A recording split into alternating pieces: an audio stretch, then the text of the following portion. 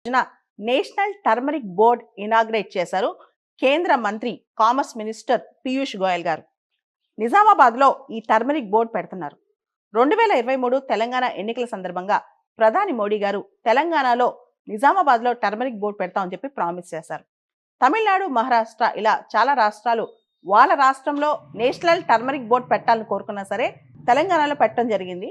ముఖ్యంగా తెలంగాణలో కరీంనగర్, నిజామాబాద్, వరంగల్, ఆదిలాబాద్ ఈ పాత జిల్లాలు ఏవైతే ఉన్నాయో దాదాపు 50,000 హెక్టార్ల పైన అక్కడ పసుపు పండుద్ది అనమాట, టర్మరిక్ పండుద్ది.